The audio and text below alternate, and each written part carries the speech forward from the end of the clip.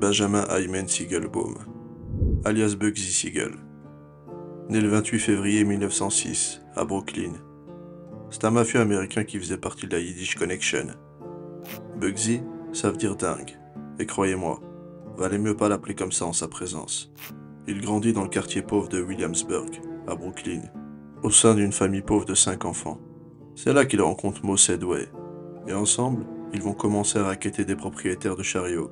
S'ils ne leur donnent pas $1, ils brûlent leurs marchandises, et ce qui sert à la transporter également. Lorsque Bugsy est adolescent, il rencontre Meyer Lansky, avec lequel il forge une solide amitié. Meyer Lansky côtoie déjà Lucky Luciano à cette époque, et a vite compris que les jeunes juifs des quartiers pauvres de New York devaient s'organiser à la manière des gangs italiens et irlandais de la ville. Bugsy s'engage dans le trafic d'alcool. Après tout, c'est l'époque de la prohibition, et il commence à tuer pour la mafia locale. C'est Meyer Lansky qui lui dégote des contrats. Il m'a tagno l'enfoiré. Va te faire foutre. À deux, ils vont commencer à détourner des cargaisons d'alcool, appartenant aux gangs rivaux. Il faut comprendre que Bugsy Siegel est un personnage charismatique, très violent, et les patrons l'engagent comme briseur de grève. Au sein du gang, il côtoie Louis Bechalter, dont je vous ai parlé dans la précédente vidéo sur Albert Anastasia, et qui a fini sur la chaise électrique. Bugsy n'a peur de rien. Ayant déjà commis quelques meurtres, à la moindre embrouille, il n'hésite pas à tirer. Cela vient peut-être du fait qu'il côtoie Al Capone depuis l'enfance. Et d'ailleurs, lorsqu'Al Capone était recherché pour meurtre, Siegel se débrouilla pour lui trouver une planque, chez sa tante. Bugsy fait également dans le trafic de drogue, et à l'âge de 21 ans, il gagne déjà pas mal le blé. Il flambe, achète des baraques et participe activement à la vie nocturne new-yorkaise. En 1929, il épouse Esta Krakauer, et le 14 janvier 1931, sa femme accouche d'une première fille, Millicent. Il aura d'ailleurs une deuxième fille, Barbara, en 1936. Il prend tellement de galons que lui et son ami proche, Meyer Lansky, participent à la conférence d'Atlantic City, dans le New Jersey, organisée par Luciano et Johnny Torrio. Bugsy, c'est un peu l'épée et l'audace, tandis que Meyer Lansky, ça serait plutôt la caboche et la prudence.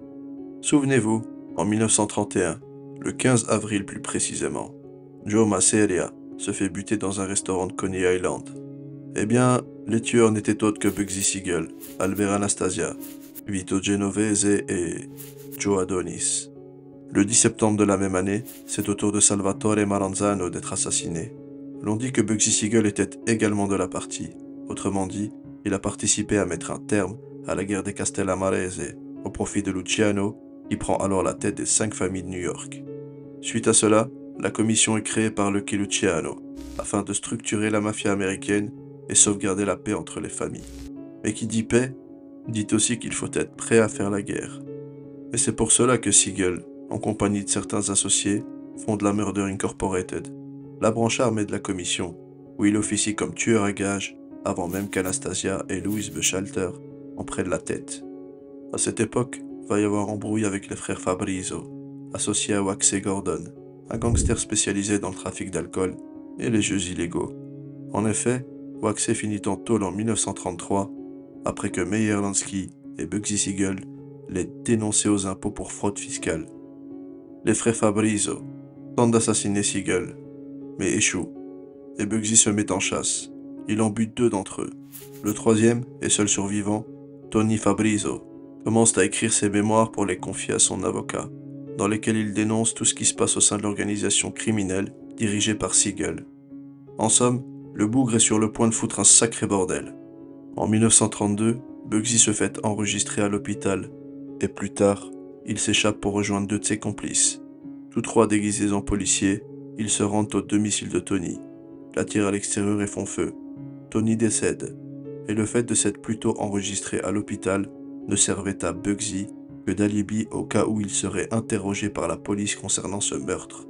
Seulement voilà, en face, les gangs irlandais et italiens n'y croient pas trop à son alibi, et réclament vengeance suite à l'assassinat des 3 frères Fabrizio. La commission décide donc de l'envoyer en Californie, où depuis quelque temps, il a l'habitude de voyager afin de développer le racket dans le domaine du jeu avec le parrain de la famille de Los Angeles, Jack Dragna. Une fois arrivé sur la côte ouest, il recrute Mickey Cohen, comme lieutenant-chef, et qui fait déjà partie de la Yiddish Connection. Bugsy fait dans le racket et utilise cet argent afin d'organiser le trafic de drogue entre le Mexique et les États-Unis. Il contrôle également plusieurs casinos et un important réseau de prostitution. Évidemment, et comme tout mafieux qui se respecte, il a des relations avec les politiciens, les hommes d'affaires et les avocats. C'est une époque où les États-Unis traversent crise sur crise, et à l'approche de la Seconde Guerre mondiale, beaucoup sont prêts à pactiser avec le diable pour quelques dollars. Bugsy fréquente Hollywood, où il se lie d'amitié avec certaines stars de cinéma, comme George Raft, Clark Gable, Gary Cooper, Jane Harlow et Cary Grant. Il va également faire la connaissance de patrons de studio, comme Louis Mayer et Jack Warner. Bugsy est tellement plein aux as qu'il se paye une villa dans le quartier de Beverly Hills. Tony Curtis, Phil Silvers et Frank Sinatra admirent la réussite du jeune père, venu tout droit des bas-fonds de New York. Faut savoir que Siegel est un coureur de jupons. Pour lui, la fidélité, c'est un concept. Il fréquente Dorothy Di Frasso, la femme d'un comte italien. En 1938 donc, il voyage vers l'Italie avec elle. Ouais, je sais ce que vous vous dites. Mauvaise période pour un mec qui s'appelle Siegelbaum. Mais détrompez-vous, Dorothy a des contacts, et va même organiser une rencontre entre Bugsy et Benito Mussolini. Pour quelle raison, vous me direz? Eh bien, Siegel joue aux apprentis sorciers, et désire proposer au Duce un nouveau type de substance explosive, qui ne fait ni bruit ni flash. Lors de la démonstration, il échoue à la faire exploser. Mussolini se rétracte. L'on dit aussi que Joseph Goebbels et Hermann Göring, deux hauts placés au sein du Reich allemand, étaient présents sur place afin d'assister à cette révolution, qui en vérité n'en fut pas une. Mais ceci est à prendre avec des pincettes, comme le fait qu'il se serait proposé de buter Göring et Goebbels. Après cet échec, il retourne à Hollywood, où il se lance dans le racket des studios de cinéma. C'est simple, soit vous payez, soit j'oblige tout le monde à faire grève.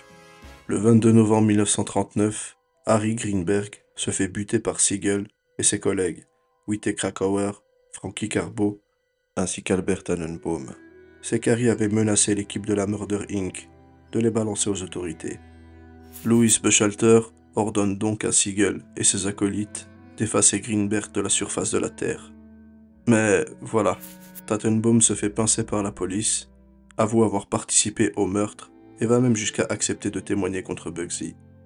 Septembre 1941, Siegel et Carbo doivent comparaître devant la justice, accusés de meurtre.